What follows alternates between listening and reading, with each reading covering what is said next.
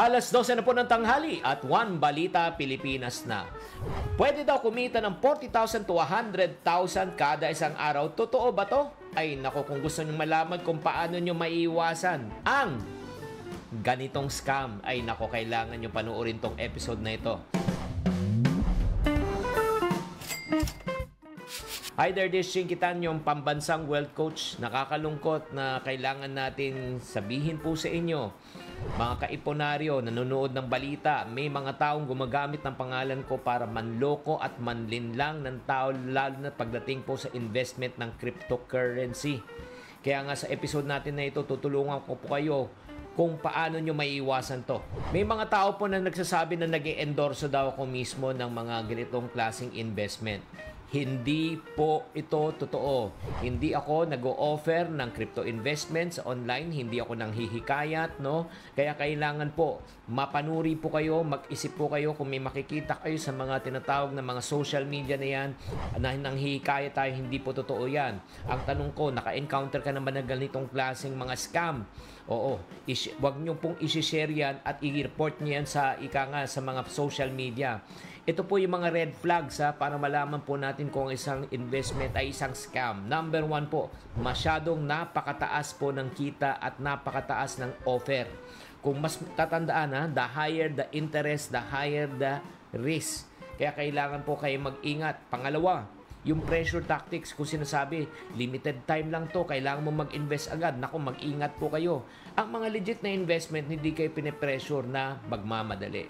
Pangatlo, hindi po verified ang mga account. Kadalasan po ito ay tinatawag na sponsored ads. Hindi po galing to sa aming social media site. Hindi po kami makikipag-engage po kahit kanino po para kayo po ay mag-invest. Laging i-double check po ang legitimacy ng mga website na yan. Kung may duda, naku, huwag kayong maglabas ng pera. So, paano natin malalaman kung verified po yung account? Number 1 po, may tinatawag na checkmark po yan. Verified po yung mga check. Number 2, mas maganda po kung kayo po ay mag-i-invest, makipagdiretso na lang po kayo sa mga legitimate na mga investment companies, katulad po ng mga bangko at ng mga insurance company. At pangatlo, uulitin ko, babala, hindi po kami nag-o-offer ng any cryptocurrency investment or schemes. Hindi ako nag-aalok ng partnership ng mga ganung klaseng mga get-rich-quick scheme. Kaya napaka-importante mga kaiponari at mga kapatid, lagi tayong mapanuri at syempre naman huwag po tayong magpapadala sa mga magagandang offer at mga magagandang pangako. Tatandaan, tamang karunungan, tamang disiplina ang susi sa pagyaman.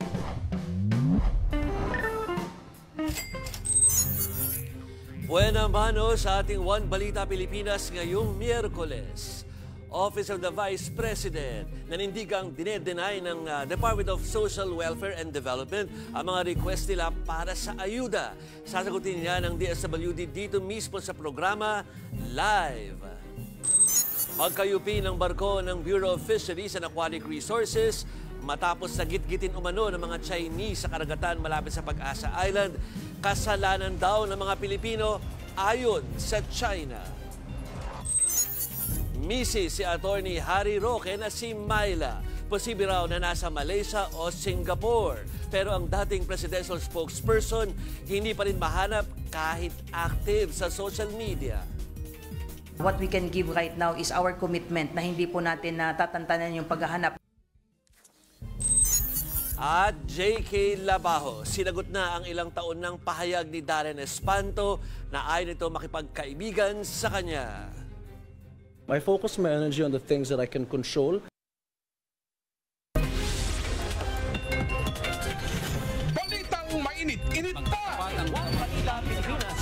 Yan ang latest sa showbiz hingahan. Ngayong tanghalian, kasalo si Cheryl Cosset. One Balita Pilipinas!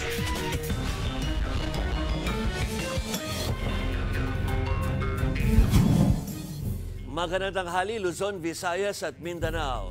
Sa pulsa video ang pag-atake ng mga holdapper sa isang kainan sa Quezon City.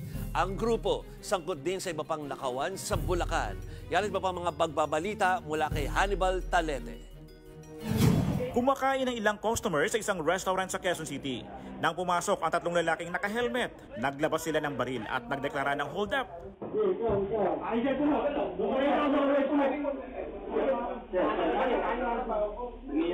May kasama pa mga suspect sa labas na tila lookout. Nang makuha ang pakay, tumakas sila sakay ng 2 motorsiklo. Sa follow-up operation, naaresto ang 4 na salarin sa magkakahiwalay na lugar sa Caloocan, Valenzuela, Quezon City at Makati. Nabawi sa kanila ang 2 sa mga ninakaw na cellphone, 2 baril na kargado ng mga bala at 2 motorsiklo. Isa po sa key factors dito is pong tracing po natin sa mga devices. Since nakumuha po sila ng 9 devices, so marami po dun sa devices na nagkaroon ng mga naping natin ng mga location services. Ayon sa QCPD, lingguhan kung mang-hold up ang grupo, hindi lang sa Metro Manila kundi maging sa Bulacan at Rizal. Lumalabas na sila rin ang responsable sa pang-hold up sa magkahiwalay na kainan sa Maykawayan, Bulacan. Umamin naman ang mga kawatan. Pangangailangan po kasi kaya po namin nagagawa po yung gano'n. Pero isang grupo kayo? Opo, isang grupo po kami. Hindi po kami napagbibigyan ng pagkakataon para makapagtrabaho ng maayos dahil wala po kami mga requirements. Kaya po nagagawa namin to. Mahaharap sila sa reklamong robbery. Ang 2, may karagdagang reklamo pa na paglabag sa Comprehensive Firearms and Ammunition Regulation Act. Lord. Wala yung ginawa mo, hindi nakakaano ha. Lord. Sorry ka. Pilit pinaluhod ang binatilyong ito na nakasuot ng uniforme ng Pasig City. Isa pang lalaki nakaputi ang nakatayo sa tabi niya na pinapahingi ng tawad ang nakaluhod na lalaki. Pasensya na sa ginawa ko. Pero bigla na lang siyang hinampasampas ng nakasombrerong lalaki at paulit-ulit na sinabihang umayos ka. Inawat ng nakaputing lalaki ang kanyang mga kasamahan. Pero bigla niya itong binigwasan sa panga. Nangyari raw ito sa labas ng isang pampublikong paaralan sa Pasig noong October 10. Mga estudyante raw sila roon. Nagreklamo na sa presinto ang mga magulang ng biktima. Kasi natatrauma na po yung anak ko. Kaya po, no-comment na lang po ako. Kasi sobrang trauma na po nung anak ko. Nakunan na rin ng salaysay ng Pasig Police ang biktima at isa sa ilalim siya sa counseling. Pinaghahanap na rin ang grupong nambuli at nananakit sa lalaki. Hindi pa tukoy kung ano ang dahilan ng pananakit sa video. Pero kinondena ng Pasig LGU ang nangyari. Nakikipag-ugnayan na raw sila sa School Division Office para sa imbestigahan ang insidente. Magsasagawa rin sila ng mga hakbang para maiwasan ang bullying sa loob at labas naman ng eskwelahan. Wala pang pahayag ang pamunuan ng paaralan. Ako si Hannibal Talete para sa 1PH.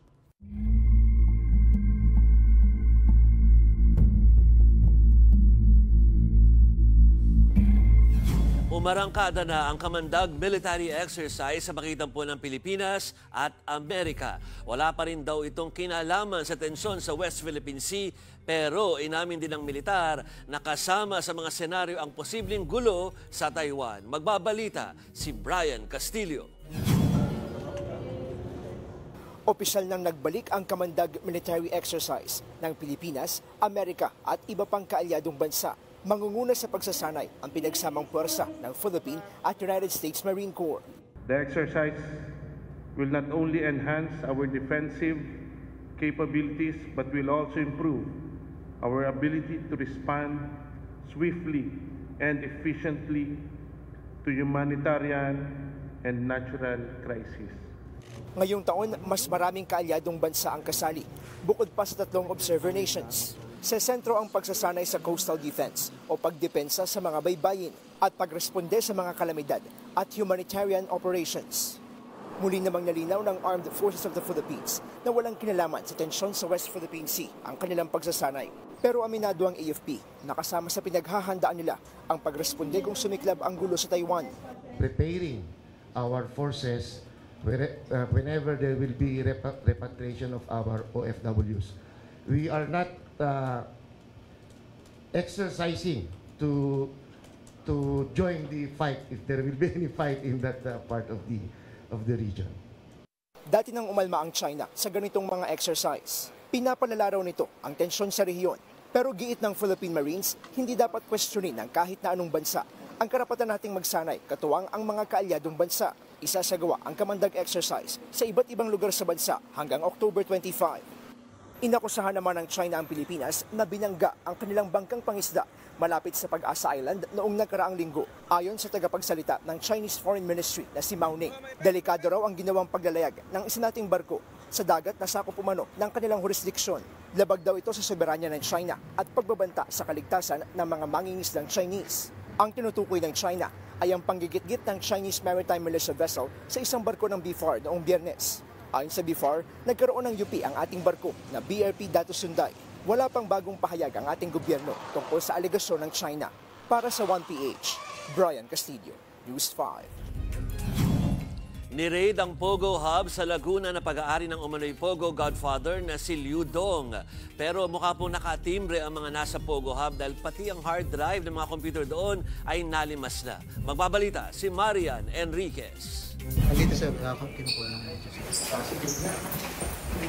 Pinasok ng mga otoridad ang New Wave Infotech Limited Philippines Incorporated na isang internet gaming licensee sa Biñan, Laguna. Tumambad ang mga nagkalat na gamit sa mga kwarto pero wala nang naabutang mga tao. Sinira na nila yung mga Simot din ang hard drive ng mga computer na magsisilbisa ng digital evidence. Sangkot umano ang hinihinalang Pogo Hub sa iba't ibang uri ng scamming. Tingin ng PAOK na tunugan ng kanilang operasyon. Nabigla kami dahil pagpasok ko namin, lahat ng mga computer hard drives na ginamit ng scamming area ay wala na ho. So yun po ay isang matibay na indikasyon na meron silang illegal na gawain. Hinihinalang pagmamay-ari ni Lin Shunhan alias Liu Dong ang umano'y Pogo Hub.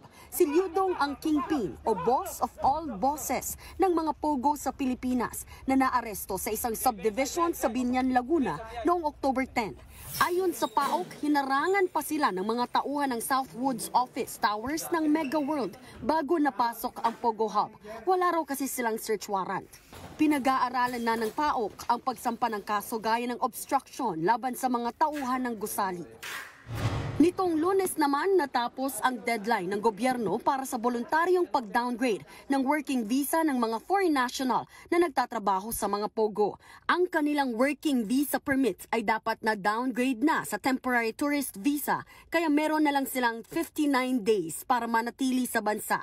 Sakto naman sa December deadline sa mga Pogo. Mapadedeport at mailalagay sa blacklist ang mga foreign workers na hindi sumunod. Sa huling tala, nasa 12,000 na foreign nationals na karamihan ay mga Chinese national ang nag-downgrade ng visa. Hindi pa rin nahahanap ang mag-asawang Hari at Myla Roque. Ipinaaresto sila ng House Quad Committee na nag-iimbestiga ng koneksyon ng Pogo sa drug war. Ayon sa Bureau of Immigration, kumpirmadong nag-abroad si Myla. September 3 pa siya umalis. Nauna siyang nakapag-abroad bago pa man ilabas ang Immigration Lookout Bulletin Order sa kanya noong September 16. Nasa Malaysia o Singapore daw si Myla base sa impormasyong nakarating kay co-chairman ng Quadcom Congressman Dan Fernandez. Samantalang si Hari Roque, active sa social media. Patuloy niyang ipinagtatanggol ang dati niyang boss na si dating Pangulong Rodrigo Duterte. Pero hindi siya nagpapakita sa PNP. Hindi niya tinupad ang ipinangako niya sa Quadcom na isusumiti ang kanyang SALN pati income tax returns at business transactions ng kanyang kumpanya. Pinaalalahanan naman ng Quadcom ang PNP na hanapin si Hari Roque. Nga sabi nga namin, mahiya naman kayo. Kasi nagkaka-problema na kayo sa Quadcom dahil hindi nyo makita si Secretary Hari Roque. What we can give right now is our commitment na hindi po natin tatantanan yung paghahanap. Para sa 1PH, Marian Enriquez, News 5.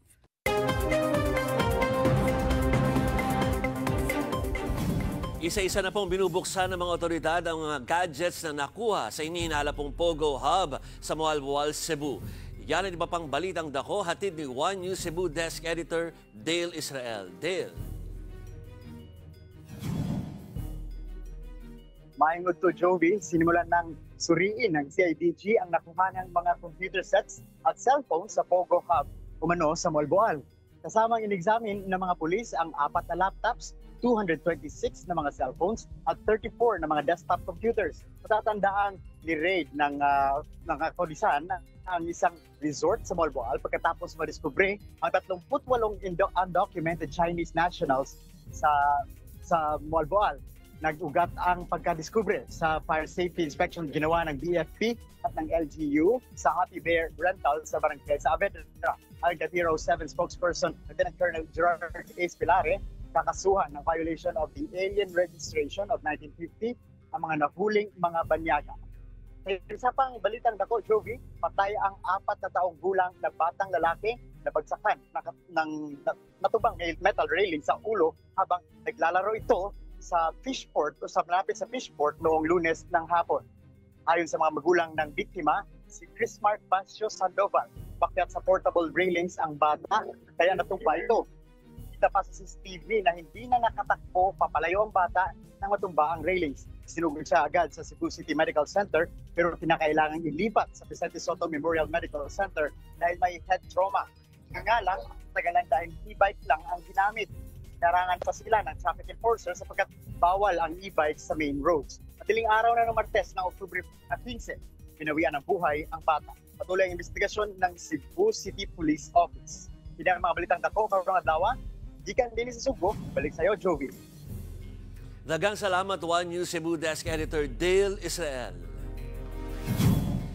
Pinanindigan po ng Office of the Vice President ang unang pahayag nito na tinatanggihan po ng Department of Social Welfare and Development ang kanila pong aid referrals. Tinawag nitong inaccurate and misleading ang sinabi po ni DSWD Secretary Rex Gatchalian na pinaunlakan nila ang lahat ng referrals ng OVP.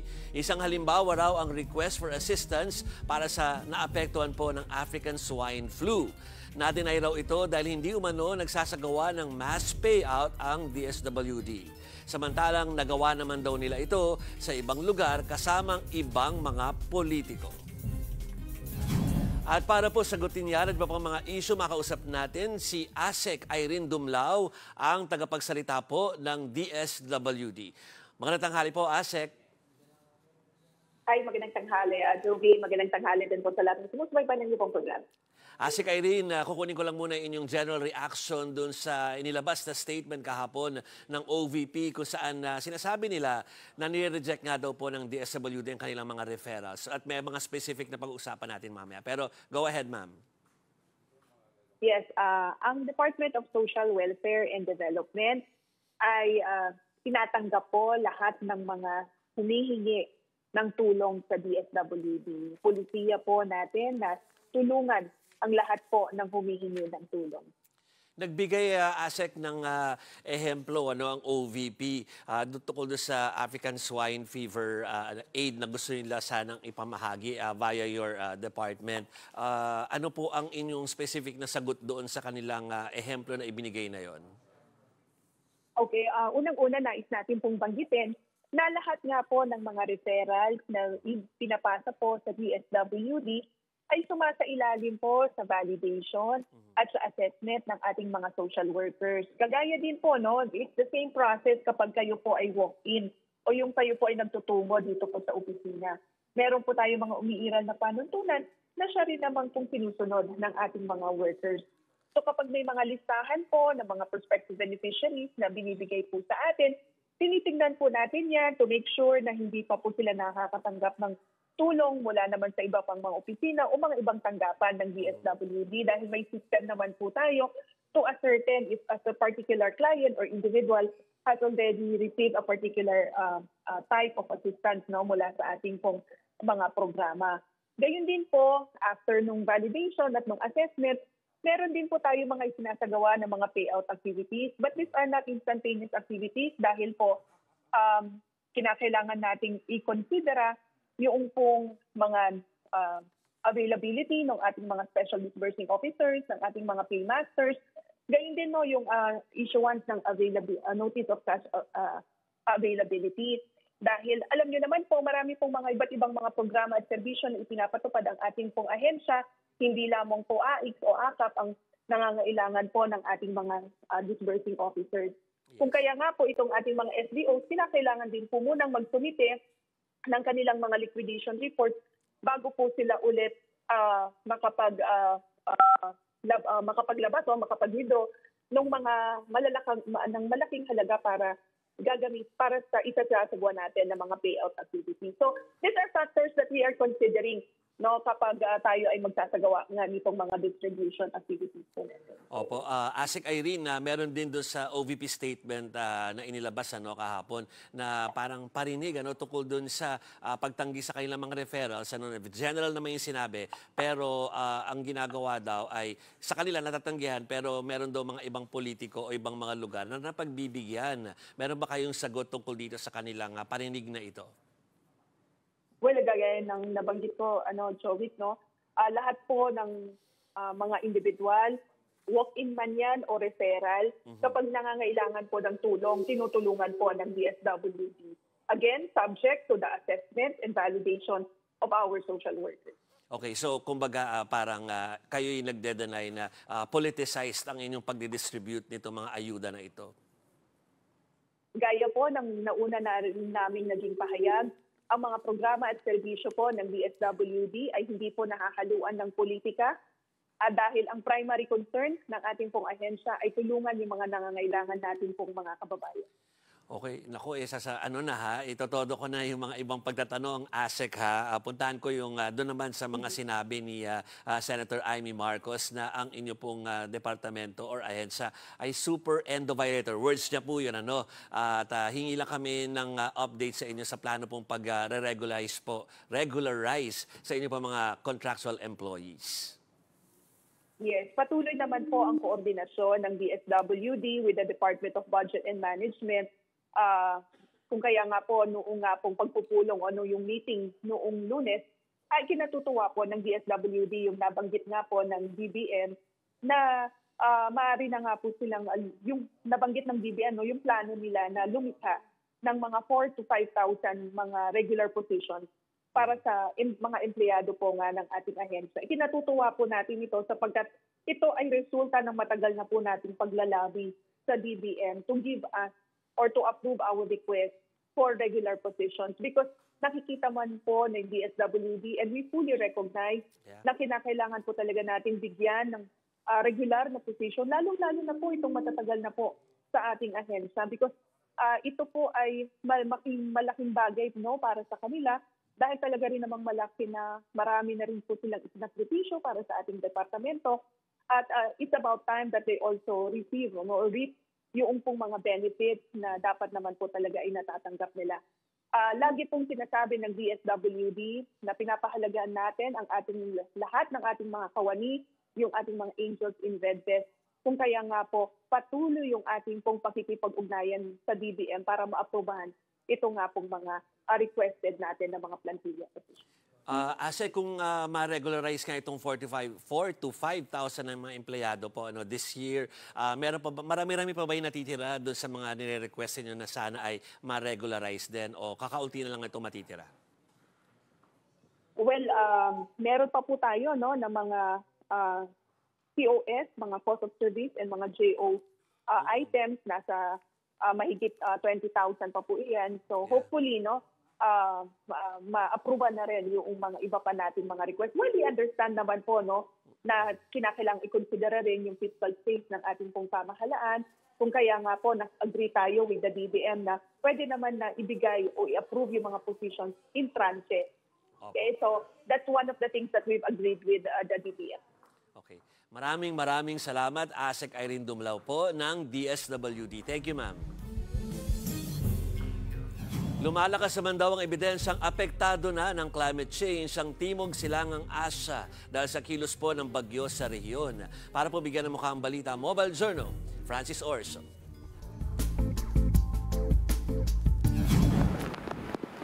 Magkakasunod na bagyo ang tumama sa bansa nitong nakalipas na buwan na kadalasan nabuo sa loob pa mismo ng Philippine Area of Responsibility o PAR at malapit sa kalupaan. Pero ang ganyang eksena, nangyayari rin sa maraming bansa sa Southeast Asia. Ang pamumuo ng bagyo ilang kilometro lang ang layo sa mga baybayin. Sa isang pagsusuri na pinangunahan ng Rowan University at University of Pennsylvania sa US at ng Nanyang Technological University sa Singapore, lumalabas na may direktang epekto ang climate change kung bakit nagbabago na ang pagkilos ng mga bagyo sa Southeast Asia.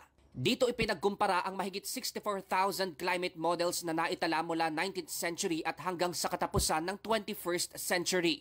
Kaya kung noon ay nagmumula pa ang bagyo sa malayong bahagi ng Pacific Ocean, ngayon nabubuo na ito sa loob ng PAR dahil sa mas umiinit na karagatan malapit sa ating mga baybayin dala ng climate change. Kapag mas mainit kasi ang karagatan, mas malakas daw ang enerhiyang nahahatak ng bagyo. Bagay na sinuportahan at ipinaliwanag din mismo ng Pag-asa.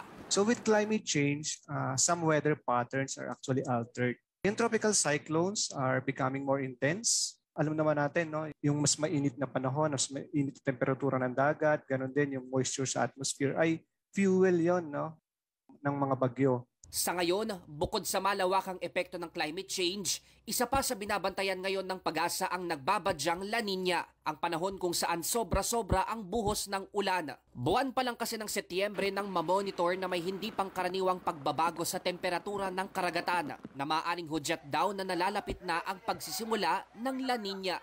Yung average na SST cooling dun sa Central and Eastern Equatorial Pacific ay mga around minus 0.2 degrees. Kung yung anomaly na ito ay mas bumaba pa, may minus 0.5 pababa. So yun po yung nakakita natin na we could still experience La Niña. Ang kabaliktaran naman nun is mas umiinit naman yung karagatan na malapit sa ating bansa. So that is why napaka-favorable ng mga tropical cyclone or cloud clusters formation. Matagal nang usapin ang climate change at laging bumabalik sa atin bilang tao ang sisi kung bakit yan lalong lumalala. Ang tanong, ngayong ramdam na ang epekto nito, kailan naman tayo magsisimulang kumilos na pangalagaan ang nag-iisa nating mundo?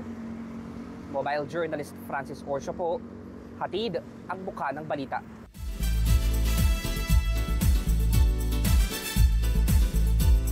Hola mga kapatid, anong gagawin nyo kung may makita kayong hinaharas sa pampublikong tren? Diyan po iikot yung kwento ng inaabangang suspense horror film na Pasahero. At syempre, nako, napaka-exciting nito dahil makakasama po natin live na live dito sa studio ang ilan po sa mga bida, Luis de los Reyes at Bea Birnen. Hello! Hi mga kapatid! Oh my God! Hola! Hola!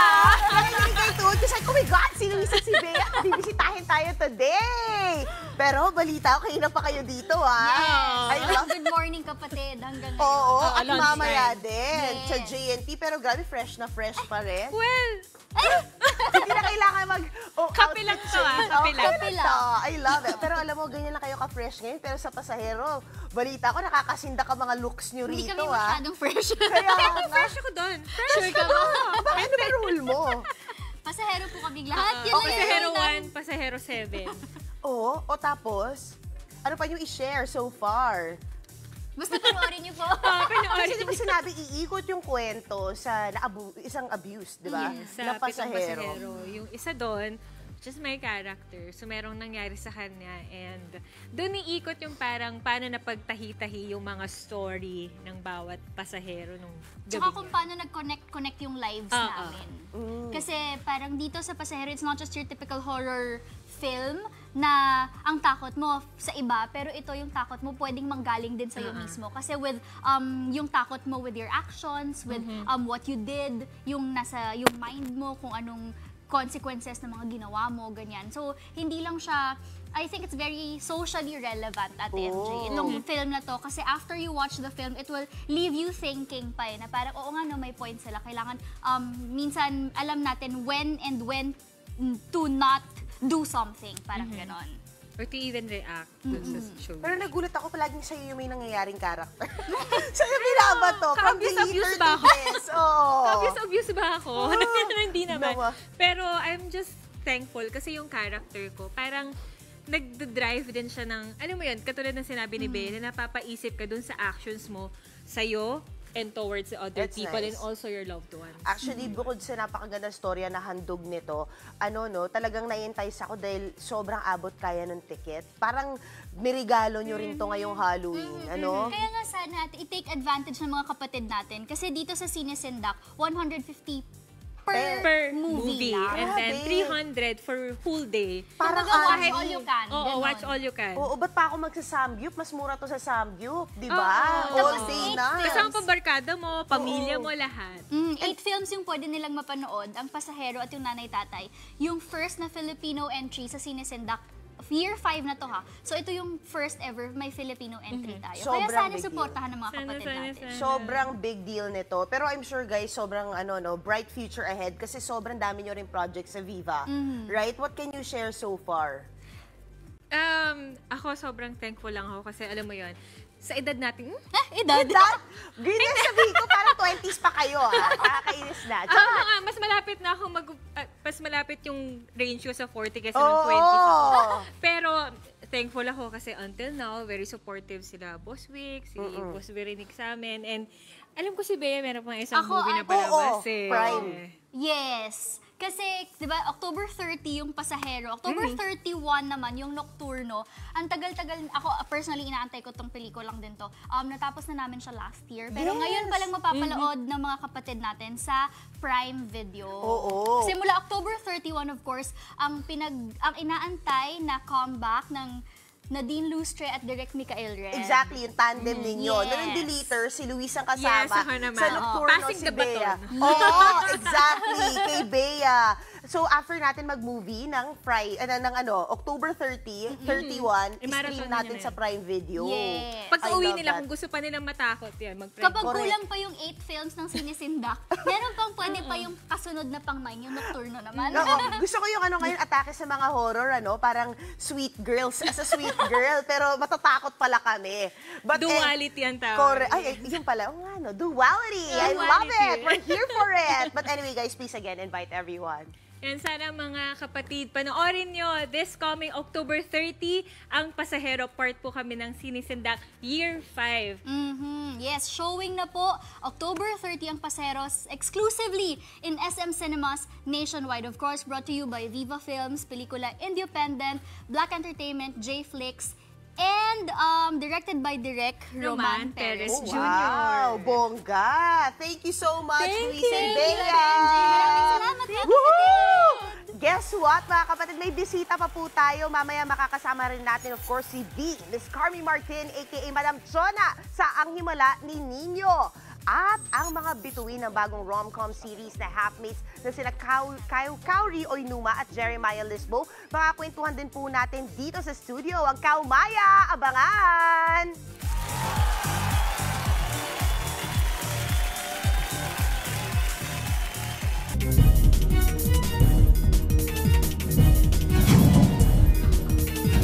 Limang taong gulang na po ang isang bata sa Antipolo pero parang sanggol pa rin ang kilos. Dahil daw ito sa isang pambihirang sakit na wala pong lunas at kailangan ng habang buhay na gamutan.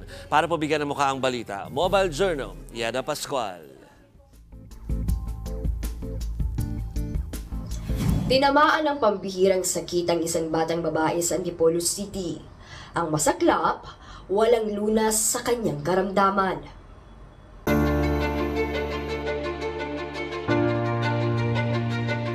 Paluwa na ang mga mata, payat, bilugan ng tiyan, at mistulang sanggol pa ang itsura ng 5 taong gulang na si Catriona, anak ni Cindy Lou at George Kagiwa.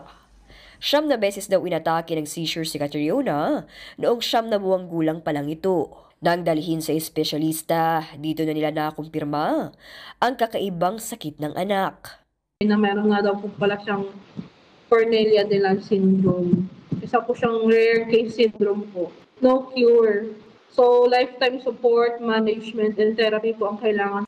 Ang Cornelia de Lange syndrome ay isang congenital genetic disorder na nakakaapekto sa pisikal na itsura, development at pag-iisip ng sanggol.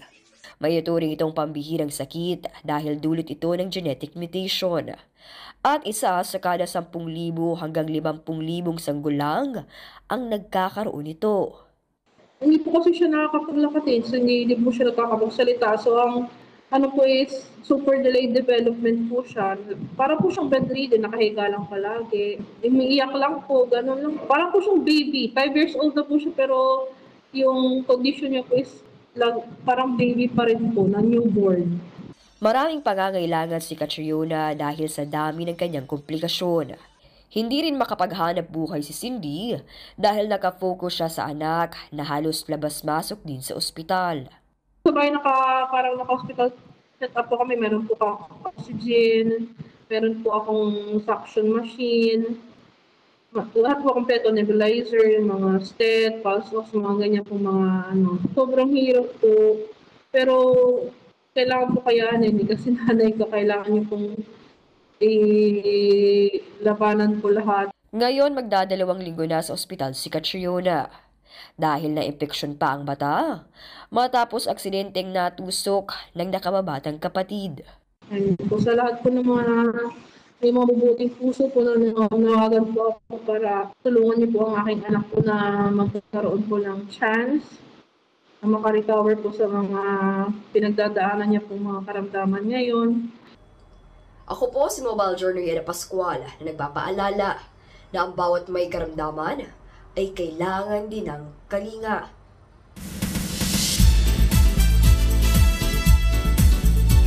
Round 2 na po tayo ng showbiz, kilig vibes ang hatid na Kaurio Inuma at Jeremiah Lisbo o Kaumaya sa kanilang romantic comedy series na Halfmates.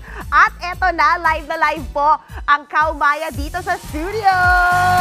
Hi! Guys, ano ba? Talagang kamusta yung feeling na talagang lagi kayong trending, ang Kaumaya? Of course, hindi naman laging trending kung wala rin yung supporters namin. So grateful kami sa supporters. Yun ang chinika sa atin, of course, ng mga kapamilya natin. Dahil nga sinabi nila na hindi naman matutuloy itong Halfmates kung hindi dahil sa demand ng fans ninyo from Fractured. Jeremiah, did you expect this? Nakakatuwa at nakakataba po ng puso dahil meron pong mga naniniwala at sumusuporta po sa amin. Yeah. Nakakatuwa. Pero sa inyong dalawa, parang alam nyo ba off the bat na kayo yung dito hahantong to, sa Kaumaya, na kayo prepare? No. Talaga? Yeah, no expectations naman. Kasi parang after Fractured, nag-separate kami ng paths, ganyan. And then, a very good girl. Yeah, a very good girl. Pamilya Sagrado. Yeah. So, pero happy kami na nagkaroon ulit kami ng project together. Kailangan nyo ba na i-break yung ice this time around sa Halfmates? Or wala kayong hiya sa isa't isa? Parang wala kaming hiya sa isa't isa. Kasi ilang beses na po kaming nakatrabaho, tapos marami kaming ginawang team building and get to know sa management namin. Ano yung parang baka hindi ay napapansin lang ng fans kay Kauri, pero ikaw napapansin mo, Jeremiah, na talagang adorable when she acts. Yes.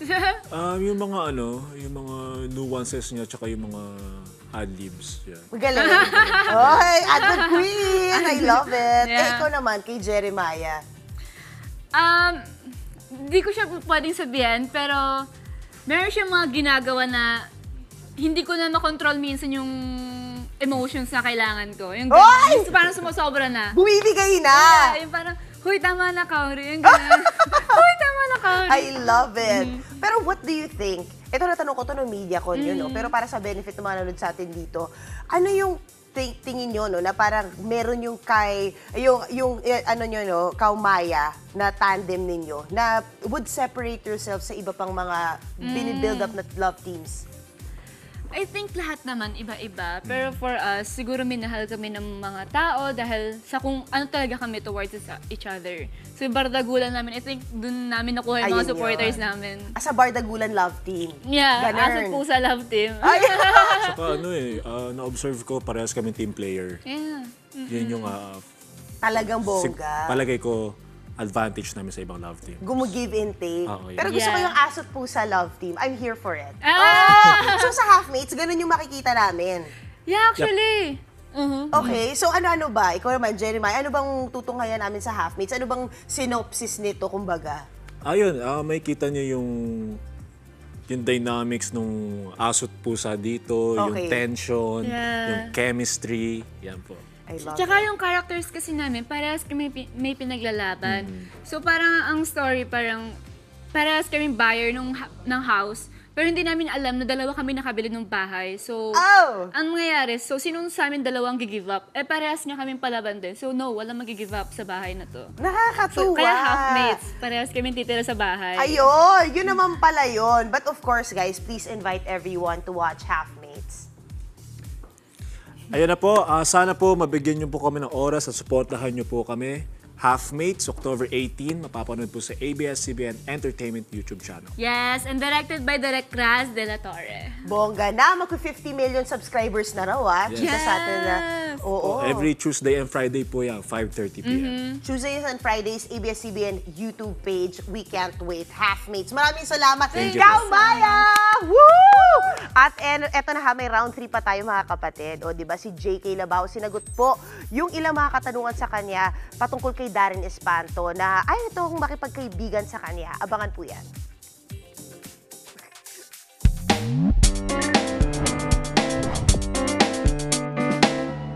Magandang tanghali mga kapatid. Isinusulong ng Eco-Waste Coalition na magkaroon ng green campaign o mga kampanyang nakakatulong sa kalikasan ang mga kandidato sa 2025 midterm elections. Mainam daw kasi if nagiging makabuluhan sa kalikasan ang pag-upo sa pwesto ng mga mahalal sa nalalapit na eleksyon. Ikaw kapatid, anong naisip mong programa o proyekto na malaking maitutulong sa pagpapanatili sa kaayusan ng kalikasan? Tara, samahan niyo ako at magtatanong tayo dito.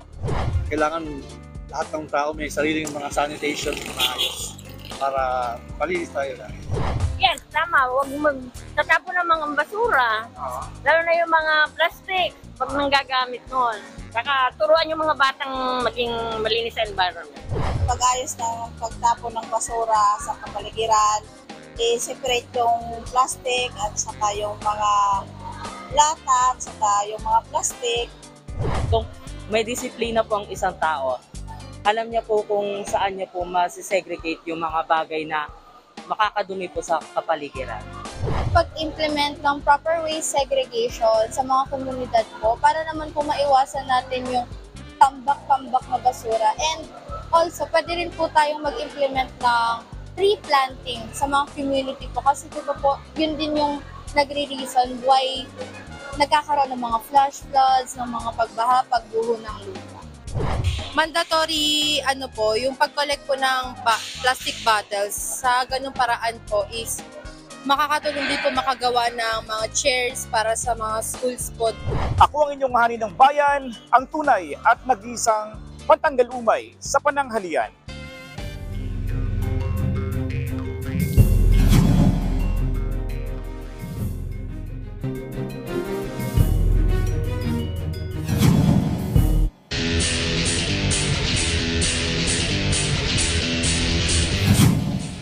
Nakalamang sa unang araw ng Reyes Cup ang Team Asia kontra sa Team Europe sa pagbubukas po yan ng unang edisyon ng torneo sa Ninoy Aquino Stadium kagabi. Nakuha po ng Team Europe ang buena manong panalo sa team event. Pero nasilat ng Team Asia ang back-to-back win sa doubles at singles event. Nakabawi po ang Team Europe sa sumunod na double match pero nakuha ng Singaporean pool champion na si Aloysius Yap ang huling panalo para sa Team Asia sa huling singles match. Ang unang team na makakalabing isang panalo ang magwawagi po sa 4 na araw na tournament na ito. 3-2 na po ang score, lamang ang Team Asia. Susubukan daw bumawi ng Team Europe sa Day 2 mamaya. Kahol pa lang ng aso, nakagulat na po para sa ilan. Pero sa isang farm sa Amadeo, Cavite, giant dogs po ang inaalagaan ng iba. Mas malaki pa po yan sa mga tao. Para bigyan ng mukha ang balita. Mobile Journal, Amy Atienza.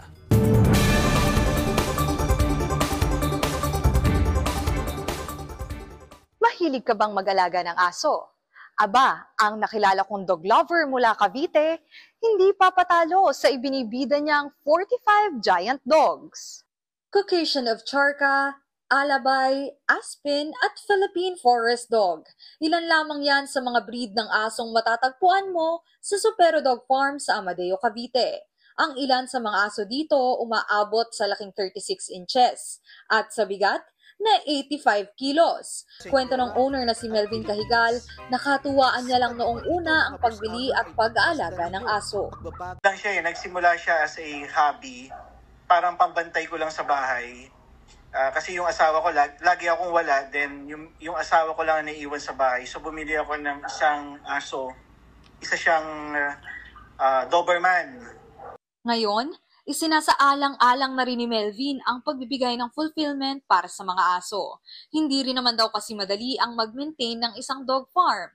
Dahil bukod sa aspetong pinansyal, syempre kailangan din daw talagang paglaanan ng oras ang mga naglalakihang fur babies na to. Imagine sa isang araw, 49 kilos ng hilaw na karne ang pinapakain namin sa isang araw. Syempre ang aso hindi pwede lagi nakakulong. Hindi sila pwedeng nasa isang lugar lang, kailangan sila ay naglalakad, sila ay tumatakbo, ganyan. Noong 2016, hindi na niya ito ipinagdamot sa mga kapwa niyang dog lover. Para sa mga gustong bumisita sa Supero Dog Farm, babala lang ni Melvin na huwag tingnan sa mata ang mga aso at magdala ng ekstrang damit. Para naman sa mga gustong maging pet owners dyan, ang payo ni Melvin sa kanila? So, ang aso kasi hindi dapat tinitipid. I think, yung breeding per se is not considered as a business. You consider it as a hobby. And then, maghanap ka sa peripherals nun. Sabi nga nila, a dog is a man's best friend. Kaya tulad ni Melvin, patuloy lang na ipakita ang malasakit at pagmamahal kahit tao o aso pa man yan. Mobile Journal, Amy Atienza po, hatid ang muka ng balita. Wala pa mang undas, Paskong Pasko na po sa isang bahay sa Marikina. Para bigyan po ng mukha ang balita, Mobile Journal, Evan Tarinque. Months na. Para sa iba, masyado pang maaga para mag-display ng mga Christmas decors. Pero ang isang bahay sa Marikina, October pa lang, kabog na ang display sa labas ng bahay. Bungad pa lang ng bahay na ito sa Marikina City. Mga naglalaki ang statue ni Santa Claus, mga Christmas toy robots at bilhin agad. Mahigit 10 taon ng tradisyon ng pamilya Tahonera at taon-taon na bago. Mag-October 21, dapat nakadisplay na lahat. Ito raw kasi ang pangako nila sa kanilang padre de pamilyang sumakabilang buhay na. Ewan ko kung anong naging kaisipan niya na gusto niya bago mag-birthday, talagang ayos ng meron ng spirit ng Christmas. Taon-taon, nadadagdagan pa ang mga display na ito. Nasa iba't ibang parte pa ng Pilipinas nila nakakagilap. Naglalaro sa 30 hanggang 80,000 pesos kada statue. So matotal, nasa 1 million pesos na raw ang halaga ng lahat ng mga nakadisplay. Pero worth it naman daw ang kanilang gastos.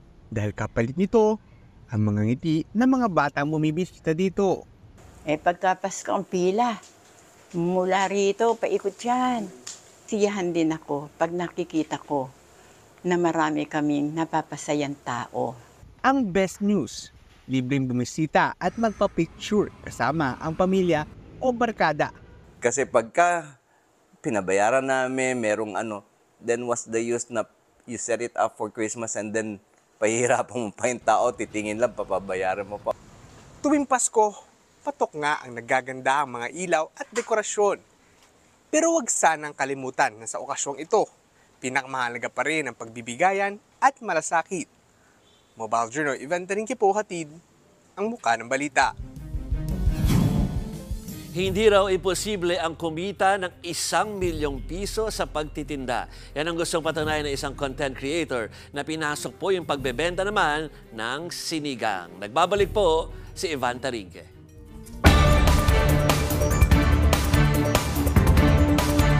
Sabi nila, sa sipag at tiyaga may nilaga. Pero ang isang content creator na nakilala ko, gustong patunayan sa sinigang at tiyaga may 1M.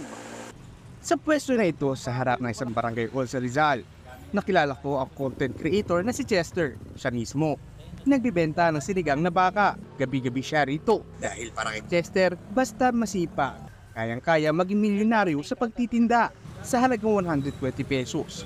Patok naman daw ang sinigang niya. 1 o 2 oras lang, sold out na agad. 80 hanggang 100 pa nga.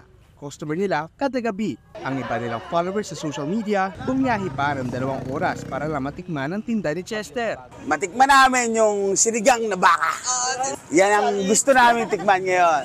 Ang goal ni Chester, kumita ng 1 million pesos sa loob ng 8 buwan. Pero tulad sa ibang mga negosyo, nagkakaroon ng mga hindi naasang aberya, kagaya ng nabubulok ang sangkap, nasisiraan ng gulong sa kanilang food cart at iba pa. Kaya ngayon, wala na munang timeline at go with the flow na muna siya. masyadong maraming nangyayaring hindi ko inaasahan eh. Ganon talaga yung nangyayari sa mga totoong negosyo. Siguro may na-expect yung sasabugan ako ng gulong. Naging challenge din daw sa kanya ang pagpasok sa food business, lalo't limitado lang ang alam niya rito. Pero matapos ang mahigit 1 buwan at kalahati, nabawi na raw niya ang kanyang pinuhunang 50,000 pesos. Di naman ito para ako maging milyonaryo. Hindi ganun ang konsepto eh. Ginagawa ko ngayon, pinapakita ko sa mga tao kung ano yung mga bagay na sila mismo capable na gawin. Hindi pa man nakakamit ni Chester ang kanyang goal na maging milyonaryo sa pagbebenta ng sinigang. Sigurado siyang makakarating din siya dyan, basta't may sipag at tiyaga. Mobile Journal, Ivan Taringki po, hatid ang muka ng balita. Round 3 na po ng showbiz. Ready na para sa kanyang major concert next month ang singer na si JK Labajo. Game din niyang sinagot ang ilang mga issue. Narito pong report.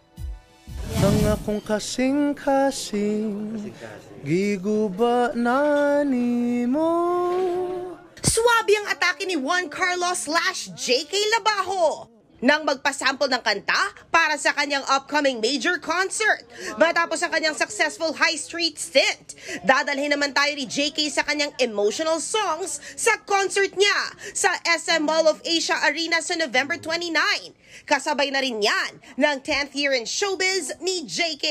Yeah, I mean, there's really no need to celebrate somebody's 10 years and I don't know, at least that's how I see it. Parang okay.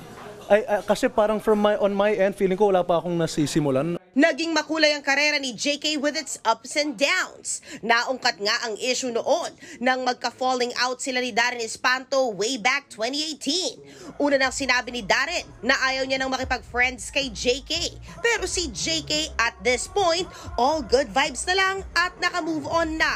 A lot of things are definitely blown out of proportion. A lot of things are unnecessarily expounded into this massive thing that it shouldn't have been in the first place. Dagdag pa niya. There's a huge aspect of assumption and also this huge aspect of people publicly just buying and biting whatever they see first online without knowing the whole story, the whole context. Ayaw na raw niya magpa-apekto at okay lang kay JK kung mag-cruise muli ang landas nila ni Darren. Ako naman at this point in my life, it's, again, which is what I've been also talking about the whole time. I focus my energy on the things that I can control. Kung ano yung papaniwalaan ng mga tao or gustong isipin ng mga tao, I mean, I don't care. Ang big producer ni JK ay ang premyadong aktres na si Sylvia Sanchez under Nathan Studios. Kinamusta na rin natin ang bagong apo niya, kina Ria Atayde at Zanjo Marudo. Paglilinaw pa niya, fake ang mga kumakalat online na mukha raw ng apo. Hindi totoo yun. Tawa nga ako ng tawa eh. Yung hawak kasi, pag nag-post ako, meron na kaagad mag-grab. So parang, okay, wala na talaga, mag-grab na talaga. Kahit yung mga fake news, alam mo yun, kukunin nila ng fake news. Sina Ria at Zanjo raw ang tanging magpo-post ng official face at name reveal ng anak nila. Full force naman ang malalaking pangalan sa OPM kagabi, 33 acts. Diba, to be exact. Para po yan sa unang anibersaryo ng Billboard Philippines. At syempre, magbabalita tungkol dyan si Brian Basa. Pasabog ang performances para sa Billboard Philippines main stage concert sa Mall of Asia Arena kagabi. Opening number pa lang ng legendary band na Sandwich, pangmalakasan na.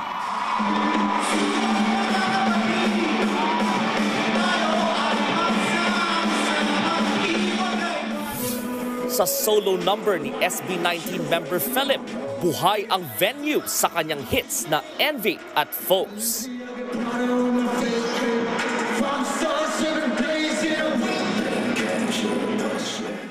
Si Asia's songbird Regine Velasquez Alcacid, ibinirit ang kanyang version ng Someday.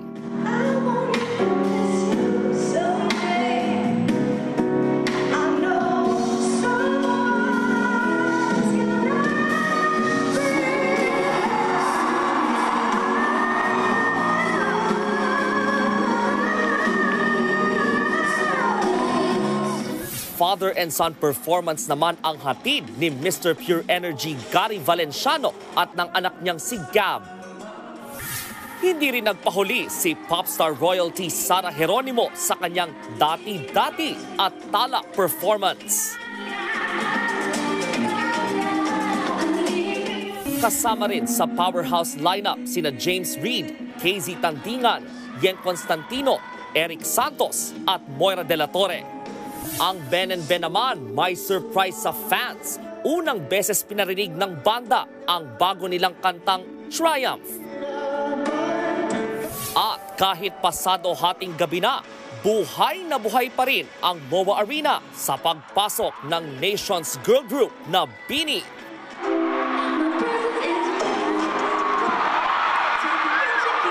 Nawala ang music pero tuloy-tuloy ang performance with the support of Blooms.